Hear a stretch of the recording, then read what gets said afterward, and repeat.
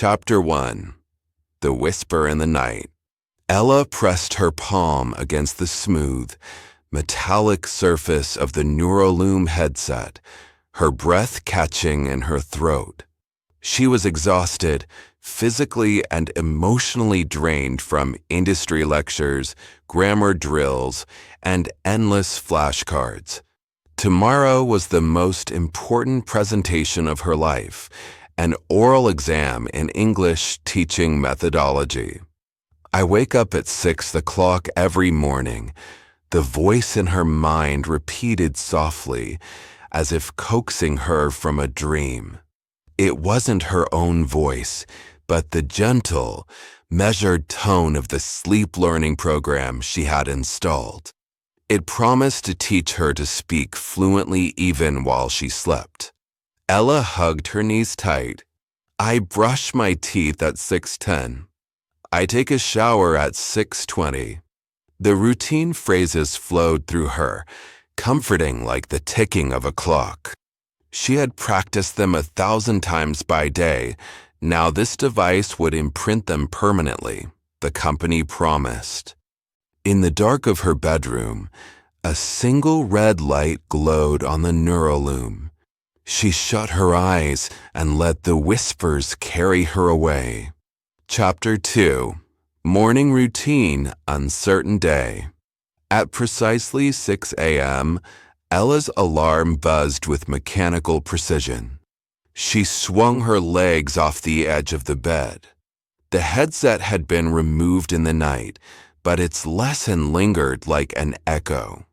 I wake up at 6 o'clock every morning, she murmured. She stood and stretched. Her back tingled from the night's device pressure. I get dressed at 6:15, she said as she slipped into her crisp white blouse and navy skirt. In the bathroom, she paused. The mirror reflected eyes too bright for someone so tired. Her heart pounded. Was it anticipation or anxiety? I brushed my teeth at 6:10. She gripped the toothbrush, as if anchoring herself to reality. Every moment of her morning routine felt charged, each movement, each step, as if the unseen program were watching. Chapter 3. Commuting Shadows. Ella locked her apartment door at 6:45 a.m. She walked briskly down the corridor, repeating to herself, I leave home at 6:45 and catch the bus at 6:50. Outside, dawn had broken into pale gold. On the curb, she joined the queue of weary commuters. The Neuraloom voice returned, whispering vocabulary and sentence structures. I take the bus to school. I arrive at work by 7:30. When the bus jolted forward, she inhaled sharply. A shiver not from the cold, but from something else. The shadows underneath the seats seemed deeper. Voices in her head blended with those of the passengers. I get off at Maple Street, she repeated, gripping the strap overhead. A man 3 seats away coughed. She blinked, focusing on the routine. I start teaching at 8 o'clock. But her thoughts strayed, caught in a momentary flicker of fear. What if the device malfunctioned? What if she woke up unable to speak, or worse, unable to stop speaking? Chapter 4. Classroom of Whispers. The classroom was empty when Ella arrived at 7:50. She unpacked her bag, arranging pens, handouts, and her lesson plan, daily routines in English. She glanced at the clock, 7:55. 31 minutes of power yoga at dawn. 20 minutes of breakfast, toast, and tea. 10 minutes of review. I eat breakfast at 7 o'clock and have tea, she whispered. Then she heard it, a low, metallic click from her bag. She froze. The NeuroLoom headset lay dormant among her papers. She hadn't turned it on. A prickle of dread skittered up her spine. Had it activated itself? The door clicked open, and her first student of the day walked in. The lesson began without interruption. She taught them to say, "I wake up at 6 o'clock, I brush my teeth, I go to work." But beneath her calm tone, her mind raced. Chapter 5, Echoes at Noon. After the last class, Ella retreated to the staff lounge. She sat at a window table, sipping lukewarm coffee. Around her, colleagues chatted about grading and weekend plans. She listened but didn't participate. In her mind's ear, NeuroLoom was reciting phonetics / AI Week VP AET 6 KLK / AI Allen AET 12 / The study rhythm was hypnotic.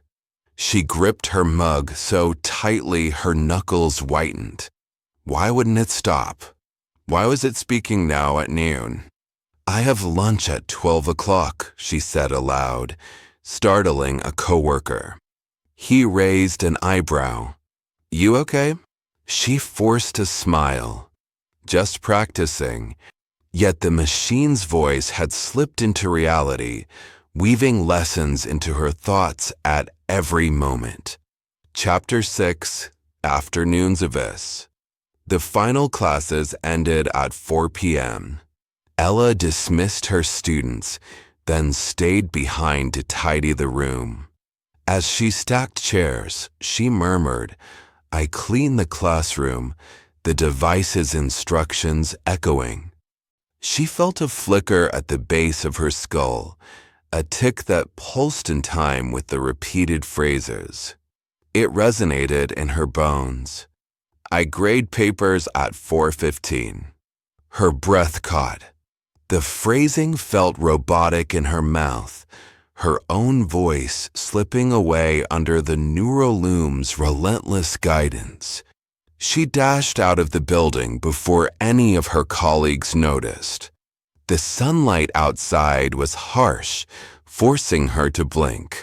Chapter 7, Return to the Blue Apartment. Once home, Ella locked the door, slid down to the floor, and pressed her forehead against it. The apartment was silent, no hum of the headset, no whispers. She closed her eyes and listened. Only the steady beating of her heart. Should she uninstall the program? Could she bear the thought of losing every phrase she had learned so meticulously? Then the darkness behind her eyes flickered with movement, silent shapes shifting, voices murmuring. She jerked upright. The NeuroLoom whisper, "I sleep at 10 p.m. She hadn't turned it on. Chapter 8, The Unseen Operator. Over the next 3 nights, Ella dreamt of a faceless operator adjusting dials on her skull, programming her thoughts. She awoke at precise intervals, 2:13 a.m., 3:47 a.m., 5:22 a.m. Each time, the voice was louder, more insistent. "I wake up at 6 o'clock, I brush my teeth, I eat breakfast," and new phrases she hadn't learned yet. "I check my emails at 8:30, I practice speaking with a partner." Morning came like an execution. She moved through her routine in a daze, reciting as if on autopilot. Her reflection stared back at her from the mirror, hollowed by sleeplessness. Chapter 9, Confrontation. Determined to end the intrusion, Ella set a trap. That night at 9:50 p.m., she donned the NeuroLoom headset herself, opened its code interface, and traced the signal back to its source file, an unauthorized override embedded deep in the firmware. Her fingers shook as she typed, her pulse throbbing in her temples. Outside, rain tapped on the window. Lightning flashed, illuminating the dark shapes of trees swaying against the skyline. At midnight, she found the line of code responsible, a covert upload protocol. With a cry of frustration, she deleted it, severing the connection. "I take control," she whispered defiantly. The headset's red light flickered and died. Silence at last. Chapter 10. Dawn of True Learning. Ella slept deeply that night, free of whispers. When she awoke, she did so on her own terms, her eyes opening to soft morning light rather than an alarm. She sat up and stretched. The headset lay inert on her bedside table. She reached for it but paused, then turned away, choosing instead to begin her day the old-fashioned way. "I wake up at 7 o'clock, she said, smiling to herself, her own voice, full of life. "I make breakfast at 7:10. She prepared her toast and tea, savoring each slice of bread as if it were a triumph. Later, in her classroom, she taught with renewed passion, guiding her students through daily routine dialogues with empathy and authenticity. She realized that true learning wasn't just about memorizing phrases, it was about feeling them, living them. And as she spoke, her students repeated after her, "I wake up at 7 o'clock. This time, the words belonged to them and to her.